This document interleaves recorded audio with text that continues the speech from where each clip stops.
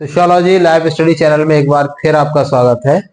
और आज मैं उपस्थित हूँ एक नई क्लास के साथ जिसका नाम है पश्चिमीकरण, या इसको कहते हैं हम वेस्टर्नाइजेशन। तो पश्चिमीकरण क्या है? पश्चिमीकरण की अगर एक साधारण सी में परिभाषा या साधारण से अर्थ में अगर हम समझने की कोशिश करें तो पश्चिमी देशों की सामाजिक संरचनाओं, सांस्कृतिक व्यवस्थाओं और मूल्यों को पूर्वी देशों द्वारा अपनाना क्या कहलाता है?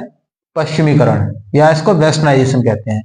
अब देखो, इसमें खास आपको ध्यान रखने वाली बात यह है कि जो वेस्टर्न जो कंट्रीज हैं उनके जो सोशल स्ट्रक्चर है या उनका जो कल्चर है, और तीसरी है इस बात सामाजिक मूल्य, सोशल वैल्यूज, उनको अगर कोई भी देश अपनाता है तो वो क्या माना जाएगा कि वो पश्चिमीकरण को उसने अपना लिया है।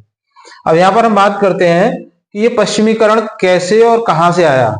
तो देखो, साधारण अगर मैं भारत के संदर्भ में अगर मैं बात करूं पश्चिमीकरण की, तो इसका मतलब है कि भारत में मतलब 150 वर्षों से अधिक किसका शासन रहा? इंग्लैंड का, इंग्लैंड या ब्रिटेन का शासन रहा हमारे देश में। तो 150 साल से अधिक टाइम तक अंग्रेज अगर हमारे देश में रहे तो ऑब्वियसली बात है कि उनकी तमाम जो सामाजिक संरचना है, उनके जो कल्चर है, उनकी जो संस्कृति है, उनके जो सोशल वैल्यूज हैं, वो कहीं ना कहीं उनसे हमारे लोगों को भी प्रभावित हुए और भारत के लोगों ने भी उनको अपनाना शुरू कर दिया। तो अगर मैं भारत के संदर्भ में पश्चिमीकरण की बात करूं तो इसका मतलब सिर्फ ये है कि भारत में पश्चिमी देशों में से प्रमुख रूप से ग्रेट ब्रिटेन का जो प्रभाव हमारे देश में है, उनकी जिन परंपराओं को हमने अपनाया है, उनके जिन सामाजिक मूल्यों को हमने अपनाया है, ये पश्चिमीकरण कहलाता है। तो देखिए, अंग्रेज जो है किस उद्देश्य से देश में आई, तो लगभग सभी विद्यार्थी हमारे जानते होंगे कि जो ईस्ट इंडिया कंपनी आई थी हमारे देश में पहले, और उसका उद्देश्य क्या था? उसका सिंपल उद्देश्य था व्यापार करना। वो व्यापार करने के उद्देश्य से आई थी, और व्यापार करते करते उसने देखा कि चूंकि यहाँ के जो शासक हैं वो आपस में किस तरीके से लड़ते झगड़ते रहते हैं, तो उनको लगा कि यार अच्छा है कि कुछ शासन में भी इंटरफेयर हो जाए, कुछ सत्ता भी मिल जाए, कुछ ऐसे अथॉरिटी हाथ लग जाए तो व्यापार और अच्छे तरीके से चलाया जा सकता है। तो यही एक उद्देश्य उनका फिर हमारे देश में आके बदला। तो अब हम बात करेंगे यहाँ पे कि वो कौन कौन से कारक हैं, कौन कौन से फैक्टर्स जिन्होंने भारत में पश्चिमीकरण को जो है बढ़ावा दिया। तो उसमें सबसे पहला नाम ये आता है कंपनी का व्यापारिक उद्देश्य। कंपनी जो आई थी वो क्या उद्देश्य लेके आई थी? व्यापार करने के उद्देश्य से। देश में वो व्यापार करने के उद्देश्य से आई थी। और पहले आप लोग जानते होंगे जो व्यापार होता था वो व्यापार वस्तु के बदले वस्तु, ये व्यापार था। मतलब ऐसा नहीं है कि वस्तु के बदले वो मुद्रा देके जा रहे हैं, वो अपने यहां से अर्थात यूरोपीय कंट्री से यहां आते थे। यूरोपीय जो कंट्री है, यूरोपीय देशों से आते थे भारत में, ठीक है। तो भारत में जो अपना सामान बेचते थे और बदले में यहाँ के सामान को लेकर के वो वापस अपने देश में चले जाते, वहां पर जाकर के वो उस सामान को वहां पर बेचते थे। वस्तु के बदले वस्तु का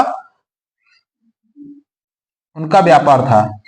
फिर क्या हुआ कि जब इन्होंने व्यापार करना शुरू कर दिया तो यहाँ पे क्या हमारे देश में क्या दिया ना कि भारतीय व्यापार का कमजोर होना। इनके सामने जो भारत का व्यापार था वो कमजोर होना शुरू हो गया। कारण उसका क्या था?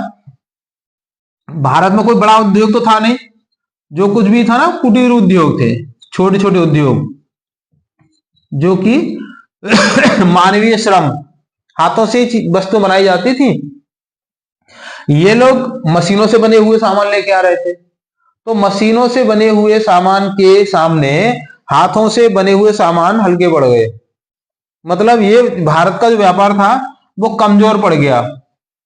दूसरा क्या हुआ कि जो भारत के जो लोग थे उन लोगों को भी इन्होंने, जो कंपनी थी ईस्ट इंडिया कंपनी, उसने अपने यहाँ काम देना शुरू कर दिया। तो भारत के जो लोग थे वो वहां काम करने लग गए, और स्पेशली कोई बड़ा काम नहीं दिया गया था, क्योंकि कंपनी के कुछ अधिकारी, कुछ कर्मचारी उनको जो परिवार सहित यहाँ देश में रहने लगे थे, उनके लिए चपरासी की, चौकीदार की, खानसामा की, रसोईया की, इस प्रकार की जरूरतें थी। तो उन्होंने उनको ऐसे इन पदों पर रख लिया और बदले वो उनके लिए मुद्रा देने लगे।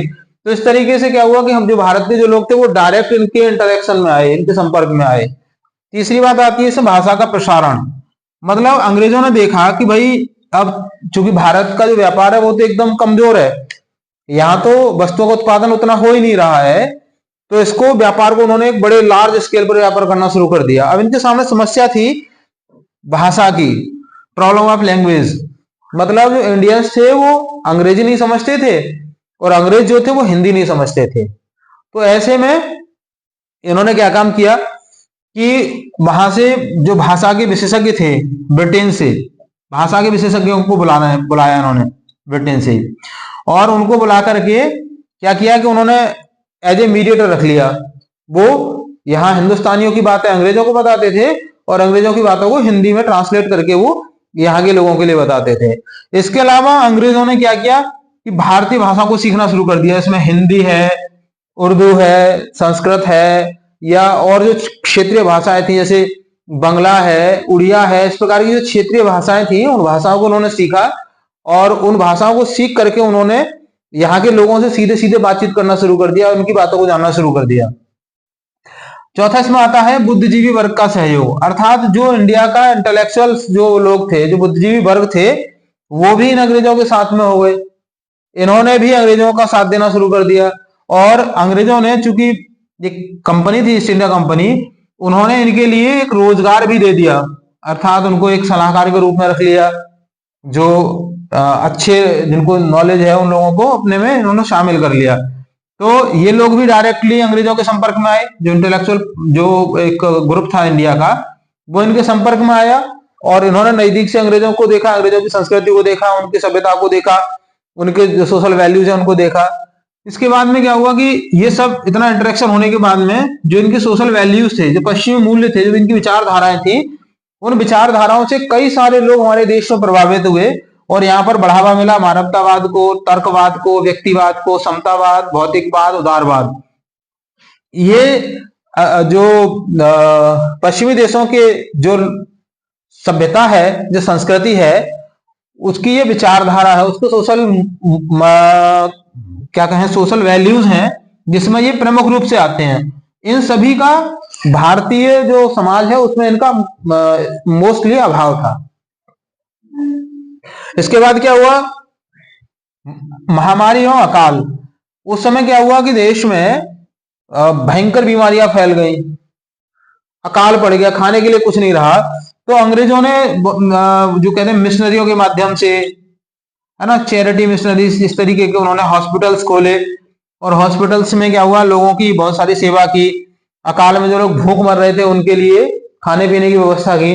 तो इससे क्या हुआ, जो हमारे देश के जो तबका था, जो गरीब तबका था, वो इनसे बहुत ज्यादा प्रभावित हुआ, और उन्होंने इनके कई सारे जो क्रियाकलाप थे उनको अपना लिया।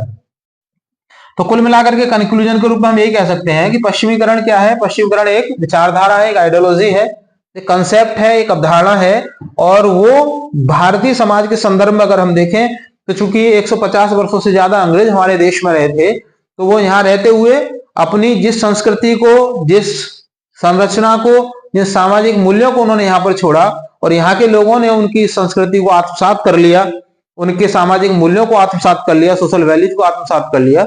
इसी विचारधारा का नाम है पश्चिमीकरण। सो आज की क्लास में बस इतना ही। Thank you.